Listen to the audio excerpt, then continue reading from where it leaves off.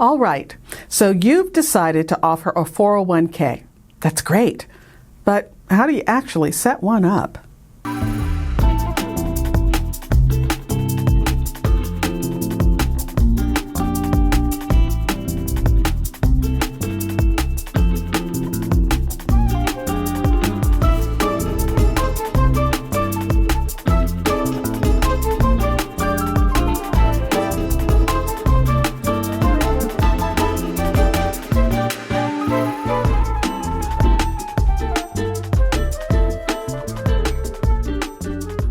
Hi entrepreneurs, I'm Vicky Brown, and you're in the right place if you want to engage your team, boost your business, and grow your leadership muscle. You know, last week we talked about the types of plans you might offer and their benefits or drawbacks. And by the way, I really do think that it's a good idea, if you haven't already, to go back and take a look at last week's episode. It really is a great foundation for what we're going to talk about in this episode. And as you might guess, I think this is a great time to again remind you that this information is for general purposes only. I'm not an attorney or financial expert. Don't even play one on TV. So this is absolutely not to be considered tax or legal advice. All right, onward. So let's assume you've selected the type of plan you want. Now it's time to pull the trigger. First, you'll need to choose a 401k plan provider. This is typically a financial institution or third-party administrator who's going to manage the plan for you. Some of the most common are Fidelity, Principal, John Hancock, etc. They'll handle things like plan administration, investment management, and record keeping.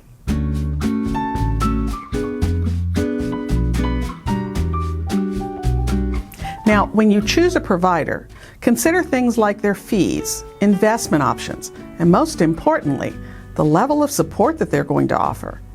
Next, you'll need to design your plan. This is where you'll make some important decisions. Will you offer traditional 401k, Roth 401k, or both? Will you offer an employer match? If so, how much? What will your investing schedule look like? Will you allow employees to take loans from their 401k? What will the eligibility criteria be? Now, these are all important questions to consider, and your answers are going to shape your plan. Now, once you've made these decisions, you'll then work with your provider to create a formal plan document. The plan document is a legal requirement under the Employee Retirement Income Security Act, or ERISA. It's basically the rule book for your 401k plan. You'll also need to set up a trust to hold the plan assets. This is crucial because it protects your employees' funds and ensures the money is used solely for their benefit. Again, many times your plan provider can take care of this piece for you. Next, you'll need to develop a record-keeping system. And guess what? Your plan provider will also typically help with this. But it's important to understand that you'll need to track contributions, earnings, and withdrawals accurately. And finally, you'll need to provide plan information to your employees. This includes distributing a summary plan description. It explains how the plan works and what rights employees have under it. Now, I know this sounds like a lot, but remember, your plan provider will guide you through much of this process. Your job is to make informed decisions that best serve your business and your employees. Okay, so you've set up your 401k plan. Congratulations! But your work isn't done yet. As an employer offering a 401k, you're going to have ongoing responsibilities. First and foremost, you have a fiduciary responsibility. That's just a fancy way of saying you're legally required to act in the best interest of your plan participants, your employees.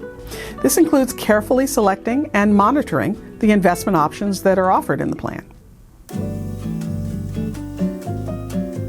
You'll also need to ensure that your plan stays compliant with various regulations. This includes conducting annual non-discrimination tests to make sure your plan doesn't unfairly favor highly compensated employees.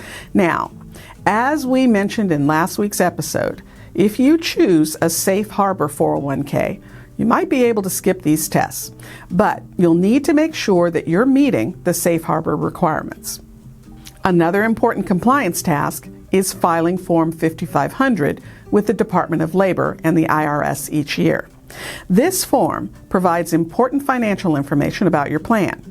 And you'll also need to handle the day-to-day administration of the plan. This includes making sure employee contributions are deducted from paychecks and deposited into the plan in a timely manner. And double check, because your payroll system should integrate with your 401k plan, and that makes the funding process a lot smoother. Now let's talk a little about employer contributions. Many employers choose to offer a match. For example, matching 50% of employee contributions up to 6% of their salary. Now, it's not required, but it can be a powerful tool for attracting and retaining talent.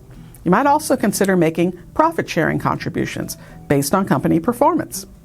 A little different than regular matching contributions, profit-sharing contributions are typically made annually, and they're based on the company's profitability. The beauty of profit-sharing is its flexibility.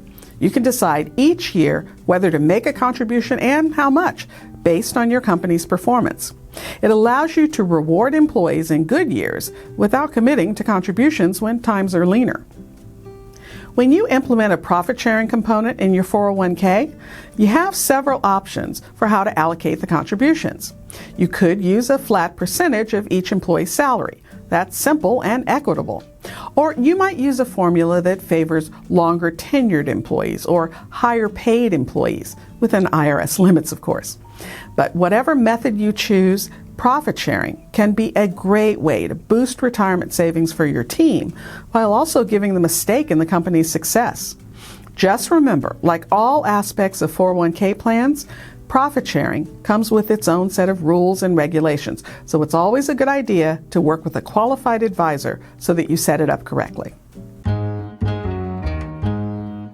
Now, if you do make employer contributions, you'll need to decide on a vesting schedule. A vesting schedule determines how long employees need to work for your company before they fully own the contributions that you've made to their account. Now, there's a lot here. And that brings me to another important responsibility that you have: employee education. While you certainly can't give specific financial advice, you should provide educational resources. They'll help your employees make informed decisions about their investments. Regular updates about the plan and its performance are also important. Your financial advisor or broker can be a huge help on this piece. So have a talk with them and see what they might be able to offer. Maybe a lunch and learn. And finally, you'll need to monitor the investment options that are offered in the plan.